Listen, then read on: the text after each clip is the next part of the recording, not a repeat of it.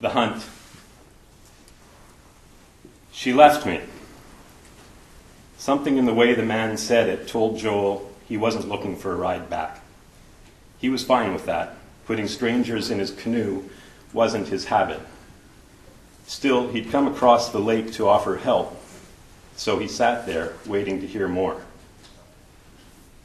You'd think 40 years would buy you more than that, but then you'd be wrong. Joel had watched the fire flicker from across the lake for the better part of 3 weeks. Watched it when the leaves blazed yellow and red, autumn gusts stripped the trees bare, and the first frost came and went. Finally, he slipped his canoe in the water and crossed for a closer look. The ice could come any day now, and the fire and the smoke were still there night after night. He paddled up dead quiet, invisible, until he was sure it was safe to go ashore. We came up on our houseboat. Joel nodded. He knew as much. At least he'd figured it. This was, after all, the spot on the lake where the boats often moored, as many as 7 or 8 at a time, usually filled with college students out for a raucous weekend of drinking and splashing and howling. He worried that one of these days someone would drown, or a bonfire would get out of control and the island he loved to watch from his dock would be reduced to a blackened stubble. But the boats were all gone now. The operator who rented most of them long closed for the season. And apart from an occasional hunter or fisherman zipping up the lake, the water had been empty until that last boat had shown up, anchored, then left 2 days later. From what he could gather, that being the one piloted by this man's wife, the day she left him. Must have pissed her off some bad, he said, offering the man a smoke. The man shook his head and Joel lit his own. That I did, said the man. More than once, but she was always good at forgiving as long as I asked for it and made it up to her somehow. Joel watched him drag a branch over to the fire and lay it so its middle rested in the flame, the ends running a good 4 feet out either side of the rock-ringed pit. Everything was wet from the rain, but the guy had a store of fallen wood under a canopy he'd made by lashing cedars together. Past that, Joel made out a smaller dome, just large enough for someone to crawl in and stay dry. You plan on staying here long? Joel asked. The man stared into the flames and said, only till I can walk home. You mean across the lake? That's right. When it freezes and I can cross it, I'm going back. Back where? To my wife. The one who left you. That's right. Joel took a drag of his cigarette, not sure what to make of this. The man said, last thing she told me was she wouldn't take me back till hell freezes over. That's what I'm waiting for. I hate to break it to you, buddy, said Joel, but this here's Skunk Lake, and while it ain't a pretty name, it ain't hell neither. Well, that's where you'd be wrong, the man said. My son died in this lake. If that don't make it hell, I don't know what does. Joel pulled a Mickey flask from under his jacket, unscrewed the cap, and offered it to the man. That he accepted. After taking a sip, he wiped the top of his sleeve and handed it back across the fire to Joel. He was 16, said the man. Stronger than I ever was at his age. Played football, proud as sin to wear the team jacket. Good in school, too, a constant source of amazement for me and my wife. 20 years ago last week, as a matter of fact, I'd gone on the hunt, me and 3 guys from work, just like we did every year. And I guess he thought it was time I asked him along. Joel nodded. He joined his own old man on the hunt at 16, which was probably 2 years later than the generation before. People were more strict these days, about some things at least.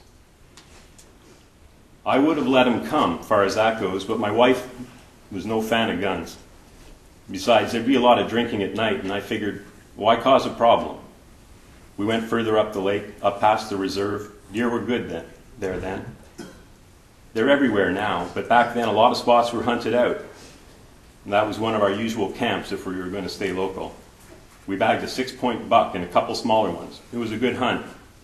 It was the last time I ever went. Joel took another sip from his flask before handing it across the fire. The man held it, waiting before taking a drink of his own. When we got back, my wife was a wreck. She said Johnny'd gone after me, followed us up the lake. And when he wasn't there with me when I came in the door, she lost it. She said, "Where can he be? What if he drowned? You think he ran away? Where's my son?" Joel imagined the couple's reaction to learning their son had drowned. He wanted to ask where the body was found. He wanted to know what kind of boat the boy had been in. If he was smart and strong like his father had said, how could he have drowned out here? And how could it be Joel had never heard of it? There wasn't much that went on in this lake, no matter how long ago, that he didn't know about. People like to talk. My buddies spent the next week with me.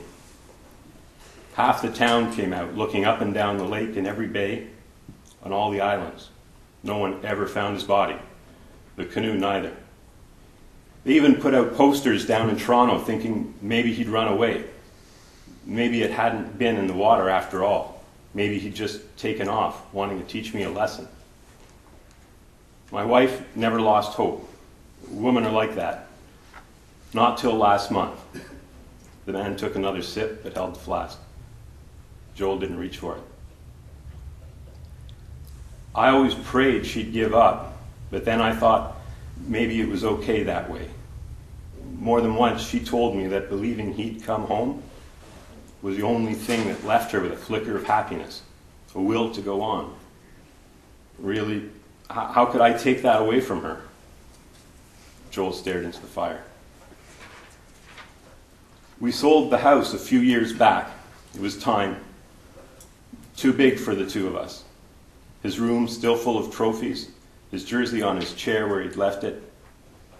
Not the jacket, though, as he'd worn it when he took off. I kept my hunting gear out in the houseboat, even though I never used it again. Left it tucked away in a cupboard with some tools. I hadn't looked at it in nearly 10 years. Before that, I used to sneak out sometimes, take it out, touch it, feel it. He brought his fingers to his nose. Smell it. It was my own way of dealing with the loss, my own private way. I can't swear I'd forgotten about it. How could I? Maybe I wanted her to find it, but when she came ashore, carrying his football jacket with the bullet hole through the chest, my world crumbled. The man drained whatever was left in the flask and dropped it at his feet.